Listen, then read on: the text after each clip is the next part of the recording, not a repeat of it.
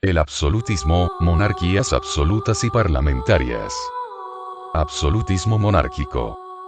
Comienza en los siglos XVI y XVIII, caracterizado esencialmente por la concentración de todos los poderes del Estado de una persona, el monarca, quien poseía tales poderes de forma ilimitada, es decir, sin tener que sujetarse a ninguna otra persona, ley o reglamento.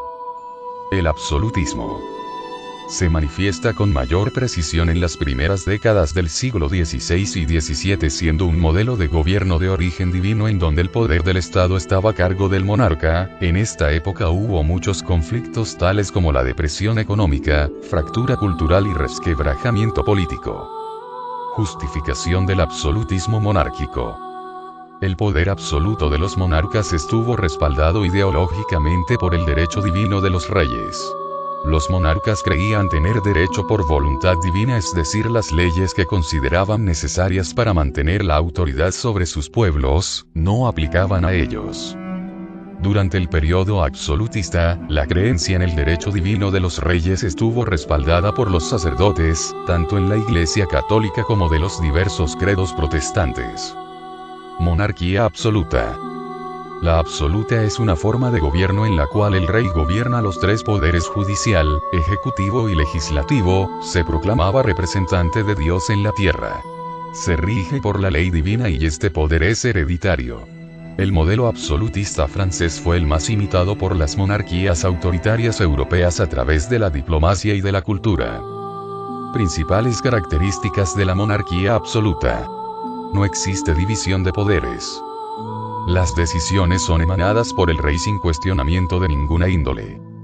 Los habitantes son súbditos que están sometidos a la autoridad de un rey. No hay cargos selectivos mediante el voto. La sociedad es estamental, clases sociales y títulos nobiliarios. La monarquía parlamentaria. Es una forma de gobierno en la que el poder del monarca está limitado por el parlamento. Esta forma de gobierno, que sigue existiendo en la actualidad, determina que el rey ejerce la función de jefe de Estado pero está bajo el control del poder legislativo y ejecutivo, por así decirlo. El rey reina pero no gobierna. Los poderes se encuentran separados: judicial, ejecutivo y legislativo, y el parlamento gobierna sobre todo el poder legislativo. Principales características de la monarquía parlamentaria. La división de poderes. Las decisiones son emanadas por el Parlamento y regulan el funcionamiento del Estado, así como la actuación y funciones del rey. Los habitantes son ciudadanos que gozan de derechos políticos.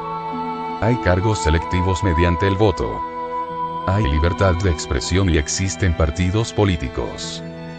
Por lo general, su sistema económico es el liberalismo económico, que se basa en la industrialización.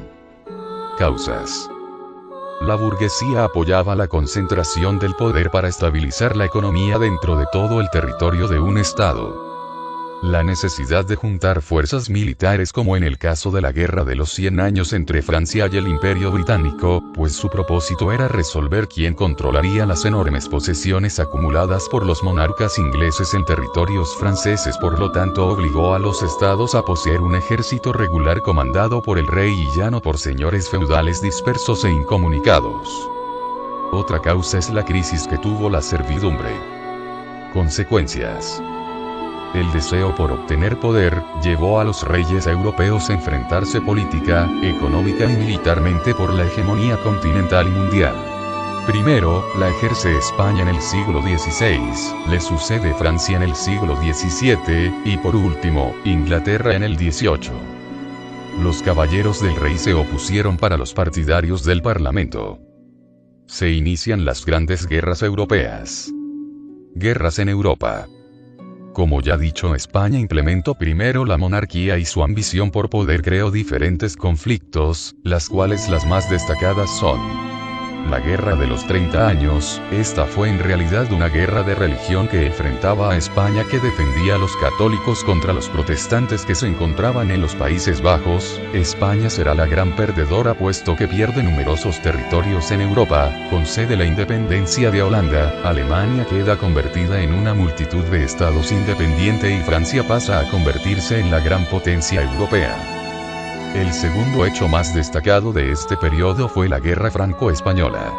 En esta guerra, Francia quiere quitar el poco poder que le quedaba a España en la paz de los Pirineos, en donde España pierde las posesiones que tenía en Francia.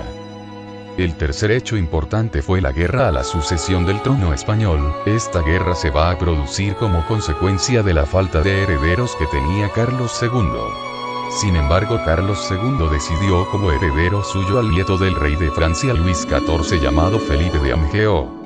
A Inglaterra esta decisión no le parecía la más conveniente para sus intereses. Ante esta situación, se inicia el Tratado de Utrecht. En este tratado la gran perjudicada de esta guerra fue de nuevo España, que pierde los últimos territorios que le quedaban en Europa. Francia pierde su poder, por el contrario Inglaterra se convierte en la primera gran potencia mundial.